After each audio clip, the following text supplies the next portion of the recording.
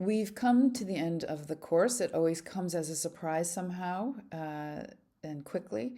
And so I wanted to just offer some final remarks and discussion of the exam. And I'm hoping that you have seen throughout the course that I think it's really important to push back against that instrumental approach to education, that we're just memorizing things, getting it over with, writing the exam, and it's all very efficient. So that's certainly not what I'm trying to achieve here. As I think is obvious, but and certainly I can see from the discussion boards. I wanted to thank all of you for your very frank remarks and thoughtful and self-reflective remarks. I think this issue, you know, is so important and so personal and meaningful for a lot of people, and that it has to be approached in a way where the medium is the message. So I hope we've been able to do that. And I know, as usual in this course, we have a mixture of people. There's quite a number of you working in healthcare, and then there's others that aren't. So that's always a really interesting discussion to have between those two experiences, and also experiences you've had in your own families and communities with these issues. So thank you again for those discussions. When I was looking for a symbol for this section, I just put in hospice palliative care. And the overwhelming image, if it isn't weird PowerPoints, is of human hands, people holding hands. And this is interesting to me, and I think it's very telling, because the official symbol of hospice palliative care is the butterfly, but I would say this is actually the symbol. And I think it says everything. It certainly says everything about this course and what I'm trying to achieve with this course, which is the ways in which hospice and palliative care bring back these values, religious values, humanistic values of caring and presence, which religions really place at the core. And so there are many, many ways to approach this topic, obviously, and you chose one that has the religious aspect. And of course, it makes sense here because that was the driving force behind the development of contemporary hospice and palliative care. So the course emerged quite organically from the work of myself and Dr. Srigley, which has always been, we didn't plan it this way, but it just always dovetailed. So I know a number of you are taking her courses, so we developed this kind of together as a suite of courses. So Dr. Srigley discusses a lot of issues around death and dying, spiritual journeys, and so on. And then I've been teaching health, healing, and religion, and more recently hospice and palliative care.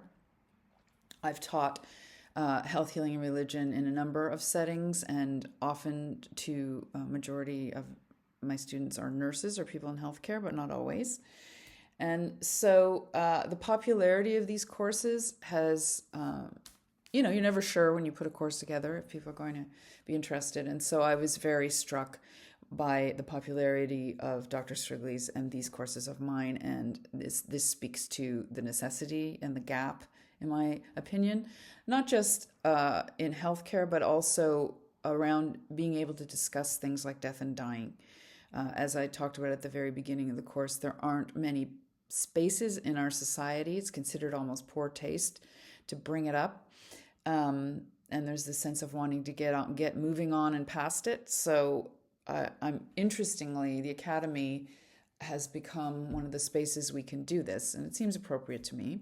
There are things increasingly like death cafes that are becoming popular, but I would say in terms of numbers, it's actually the Academy, very interestingly, that's created this space where we can all talk about these issues. So we wanted to address this gap and this necessity. And so as I said, we were developing these courses. Now, at the same time that I was developing this course, there was a controversy with Nipissing Serenity Hospice, and it was just when it got up and rolling and around MAID. And so we stepped right into the red hot center of this controversy, both Dr. Strickly and I. And then I got to know the people at the local hospice that was opening at the time, and then COVID hit. It was pretty crazy time. So I think you can tell this is very meaningful to me personally, and so that was kind of the origin and purpose of this course that fits in with these other courses at Nipissing. I want to look now at the framing questions of the course that create the architecture of the course itself. And it's very important that you understand these concepts moving towards the exam. So what are the religious origins of hospice and palliative care? So this is at the very center because this course is centered on religion. And so the idea that this whole concept emerges out of religious values is central to this. That it isn't some sort of peripheral part of it that we put aside. And this is why I touched on that controversy of the way in which sacred space is often peripheral and it becomes a storage room. And this is an ongoing issue. A number of you have talked about the spaces in care facilities that you have. And that's been my experience, that it's often a complete kind of sidebar, if it exists at all. So this is an ongoing challenge. And so this is why I want to reassert that this is at the core, and it comes out of these theological beliefs of caring for one's neighbor, caring for one's community, compassionate presence, all of these ideas that emerge from religion. So I think this gets lost. And as I said at the very beginning, there isn't really, unfortunately, a textbook available on this topic. So I've had to kind of cobble together sources. But certainly we see right back from the beginning of the origins of hospice that it comes out of, so you'll go back and look at those lectures, but the deaconesses of the early Christian tradition, the often the matrons, the women of the early Christian church, and then the pilgrimage, the role of the pilgrimage routes to Jerusalem, and how the hospice develops from there, and then the Catholic and religious nursing orders. And then moving us into the contemporary period, we see many different religions are bringing their ideas into hospice and palliative care. So I was giving the example of Buddhism, which has really brought in that idea of how do we actually practice compassion? How do we practice presence? So religions have a great deal to tell us about the origins of hospice, but also what's taking place right now. Number two, it can be argued that hospice and palliative care are a social movement as much as a medical intervention. And this, again, is very important because it is very easy for this to get lost, and it just becomes about technical training. And I'll be talking about this more on the next slide. But so what I was getting at in this part of the course was the ways in which death and end of life is considered in our society, and the ways in which death denial seems to be the prevailing kind of way people are dealing with it. And this, we discussed this, but it seems logical that with the decline of religion, we would see this, right? Because religions generally talk about this a lot and give us ways of coping with death and dying, whether it's theologically or ritually, all of the above. So I gave in that examples in that lecture of the way different religions understand death and dying, and the Christian idea of the good death, and the ways in which even saying those words seems strange for most people. How could death ever be a good thing? So I really wanted you to consider that and think about that. And certainly we are in a really interesting cultural moment right now. I think people are really wanting to discuss this, wanting to look at ways we can improve. And it's nobody's fault, but as I talked about, with the way medicine was developing in the 20th century, it unfortunately, it came to be that death was seen as a failure by the doctor.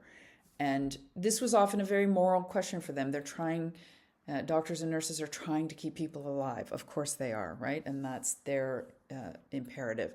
So it became very difficult then to engage with death in a meaningful way. And so hospice and palliative care step into this huge gap in medical care. But as I've said, this is more than just to do with hospitals and hospices. This has to do with a larger cultural reckoning with the ways in which our attitudes to death and dying have become largely dysfunctional, and the fact that no one wants to die in an emergency room. Most people, when they survey people, they want to die at home. That's the ideal. And if they can't do that, then a hospice is a much more desirable place for that. So I looked at the work of Kubler-Ross here as well. It isn't just hospice and palliative care, but it's certainly been, I would say, the biggest driver of these larger conversations. Biography is very important in the history and trajectory of hospice and palliative care. Why is that the case? How do these biographies impact how palliative care develops? So I have never taught a course where I spend so much time on biography. So it's just so important and central. And I would argue that the way contemporary palliative care and hospice care has developed is almost unimaginable without Dame Cicely Saunders. Her personal history, her beliefs are definitive. So it's not to say something like this wouldn't have developed, but it's hard to imagine it would have developed in the way it did without her. And so she's this towering figure. So you can't avoid that. Even if we look at that first relationship with David Tasma, it's all there in what develops. So her concern, bringing in all those religious elements, a very religious person, her religious zeal, her vocation, her ideas about the fact that she believed that no one should die alone. They should have an opportunity to reflect on the meaning and purpose of their own lives. And also that this first patient was not Christian, even though Dame Cicely Saunders was a devout Christian, he was Jewish. And so she makes it that it's about how he wants to die within his own religious tradition. So also offering us a model of the way those religious values and spiritual values can be there, but doesn't mean imposing a religion on somebody. So we've talked about this. Obviously, somebody can be agnostic, they could be atheist also. So this becomes a much more capacious kind of model based on her own experience. And this very strange background of being an almoner, being a social worker, being a nurse, being a doctor, right? And so knowing all those aspects is so important. And the idea of developing interdisciplinary teams and hospice and palliative care as teamwork, respecting all of those elements, is part of its radical nature. When we turn to Balfour Mount, in the Canadian case, he's, again, absolutely definitive. It's very hard to imagine how this would have rolled out without him. And again, he goes to study at St. Christopher House with Cicely Saunders and then brings that back. But he's, again, working in a very different milieu. The Canadian milieu is very different and has to adapt to that. And so being a medical doctor and a surgeon, and so we see his experience with cancer at a very young age also shapes how he understands patient care within hospice and palliative care. And he develops the concept of palliative care. That was what he coined this term. It had existed before, but brought it into the mainstream. As we talked about, because the word hospice had such negative connotations within French-speaking Quebec. Also, he develops hospital-based palliative care, which is also very, very important in Canada. So there's the hospice, where there's a standalone institution, but also developing palliative care within hospitals themselves. So the idea that there doesn't have to be one model, that they can work hand in hand, and also in-home care supported by palliative care networks. So these kind of three approaches. And he was also very, very important in developing international conferences and congresses where everyone could come together, and then it could seed the movement all around the world. So we see with Florence Wald, the American case, again, very, very different. We have a private healthcare system, so it's going to look very different in that case. Florence Wald being a dean of nursing, so very much coming at this from a nursing perspective and also a psychological perspective. She was very, very interested in psychology. Also, Wald was not as overtly religious as Saunders and Mount. And so, however, coming from a Jewish milieu that was extremely, with the background of caring for the vulnerable, social justice. So her impetus was much more kind of humanitarian, social justice impetus, but nonetheless, that gave her that kind of zeal that we see with all these pioneers, because they're having to work against all of these factors, and we've touched on them, from finances to stigma to attitudes towards death and dying and so on. And so all three, their own personalities are so important in how this ends up rolling out in their very different situations. Another important framing question is, what are some of the radical changes that hospice and palliative care can bring into our culture? And so it's my belief that in some ways you could argue that hospice and palliative care potentially could be a kind of Trojan horse in a way of really changing our medical system. And however, it's going up against this larger model that emphasizes technology, efficiency, and so on. And so this is a huge challenge, and this is why I want to keep reiterating it, because it's so easy for this to get lost or for it to become a kind of checklist. And I'll talk about that more in the other question. But some of the radical changes can be seen within Dame Cicely Saunders' idea of total pain, and that's why I had you do that whole assignment on total pain. Within this model, she's bringing this change with her if it's taken seriously. And certainly it's similar to Florence Nightingale. I'm not saying this is brand new or anything, but maintaining this is key to maintaining these radical elements. And so the idea of understanding the many dimensions of the human person. And so this takes us right back to how we understand the human person. If I think somebody is just a physical body and that body is a machine, I'm going to act very differently than if I take on board these dimensions of emotion, spirit, community, all of these dimensions. And certainly from the discussion boards, I could see that you were all understanding that fully, that those dimensions are so important. And so that article by Joe Wood really is meant to help you get at this. And he's definitely coming from the humanities. So much of the material on hospice and palliative care is coming out of medicine, which is unsurprising. But it was very important to me to also make sure that we looked at material coming from the humanities. And certainly we know Dame Cicely Saunders was looking at it that way. So Joe Wood was looking through her entire library and all the books she was looking at. She was obviously reading a lot of theology, a lot of philosophy, and so those elements are all coloring it.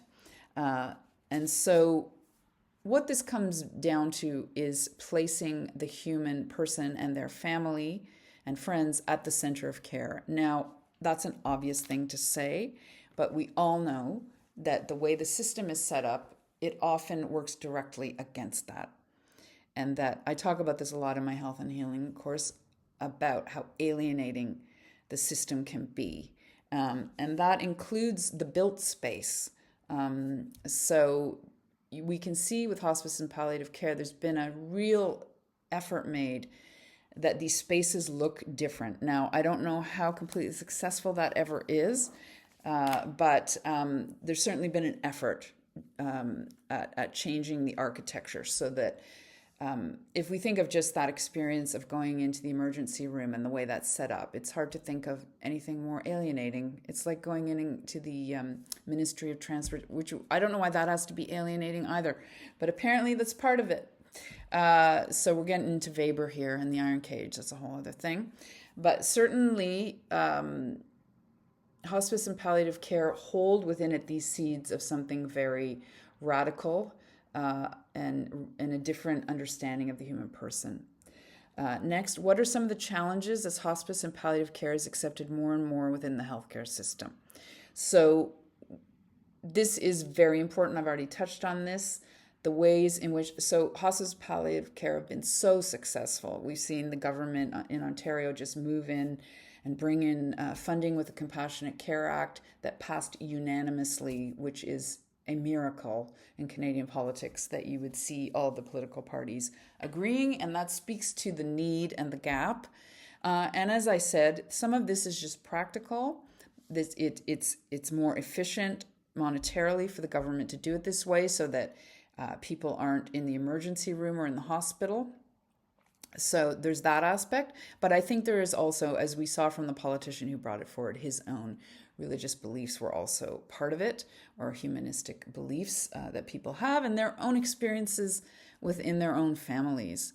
And so I've touched on this throughout the course, this idea of creeping medicalization. So for instance, if I just look at if I have it on a checklist, oh, the spirit, oh, the emotions, that's not changing anything.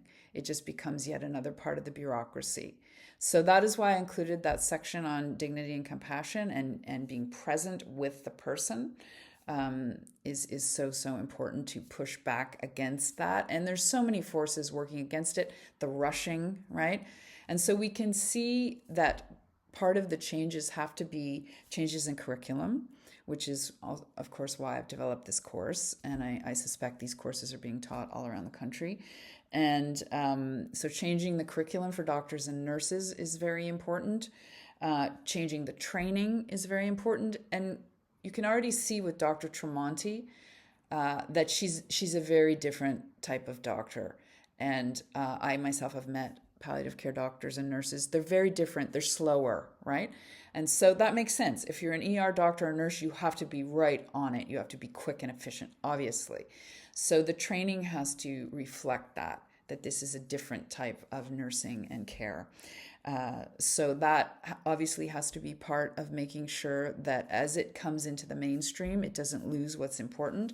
Another huge challenge, and this is where I got involved originally, was with MAID. And unfortunately, many Canadians don't understand the difference between these two. And there are fundamental differences between these two. So Dame Cicely Saunders was fully aware of this movement. This euthanasia-assisted dying movement has existed since the 1800s. And it's always couched in this language of dignity and autonomy and so on. And so there is a real tension here because certainly from a hospice palliative care point of view, of course, dignity is central. And so I've had discussions with people where they don't realize that this is already taken into consideration fully within hospice and palliative care. And so the argument within hospice and palliative care is that if a person knows they can die with dignity and support, the need for MAID is much less, if not at all. And often, if you talk to people, one of their major concerns is of being a burden on their family. So if they know that's not the case, then the need for MAID is much less, or as I said, not at all. So this came out in the controversy where some of the doctors in North Bay were very angry with the early founders of the hospice at Nipissing that they weren't going to allow MAID on the premises, and that would go directly against the philosophy of hospice and palliative care and Cicely Saunders. So the merging of these two is very dangerous. And so this is an ongoing problem/issue within hospice and palliative care. But as I had thought, the minute the hospice was up and running and people saw how it worked, the whole controversy disappeared. And you could see, if you go on the website, all these testimonies from families and how they were treated and how their loved ones were treated. And so as was not surprising. So I think a lot of this came out of misunderstanding and not understanding the difference between the two. So these are some of the challenges, but this is a good thing. It means that it's coming into the mainstream, but it will be incumbent upon people working within the field and the larger, sort of bringing this out to the larger culture and explaining it, to make sure that we can meet these challenges. Okay, now we come to it, preparing for the exam. And so I just want to reiterate that we don't set exams to torture you. That is not the goal. It's to see that you understand the material. So as an educator, I want to know that you understood the material, that you can apply the concepts that we're discussing. So that's what I'm looking for. As I've said before, it's not about memorization, for instance. It's about that you understand these concepts and you understand how they work in actual reality. And so obviously key to this is reviewing all the course material, including lectures, articles, and discussion boards, so that you get a sense of all of the key concepts. And also make sure you understand the material and can apply the key concepts, as I've said. So if you have any questions, you can reach out to me and I can go over it with you either via email, or we can arrange a meeting on Zoom or by phone if you have any issues. But the usual. I mean, I always do this. If just go over it, take notes. That's a very good way of kind of thinking things through as you're working. The exam will be short question and essay, no point form. So this is, those of you who've already been in my classes know this is always the case with me. This is a humanities course. And again, the medium is the message. It's not about point form. It's not about efficiency. I want to see you've been thinking, reflecting, and understanding the material. So I'm giving you an open space just to tell me what you know, what you've been thinking about, what you've been reflecting on. And I am going to, as a final question, ask you for feedback if you think there are things that, other things that can be emphasized within the course. I change it every time, but I'd be interested in your feedback on that. So there's no set length for the questions. Obviously, if it's worth less, you don't have to write as much. But it's up to you. I find some students write a lot. Some people are succinct. Like, it just depends on the person. So I really leave it open-ended so that you can show me what you know and what you've been thinking. And just so we are not running into hypocrisy there, because I teach a lot on health and healing, and within the academy, sometimes it's very unhealthy the way people function, including the professors. Not setting myself aside from that. So take care of yourself, get enough sleep, and remember to eat. Okay, these are all, and enjoy it. Enjoy the process, right? And celebrate your accomplishments. So I know this seems to be a rare thing these days, and I know you're busy and I know you have a lot of work, but it's very important also to take time to enjoy and celebrate your accomplishments.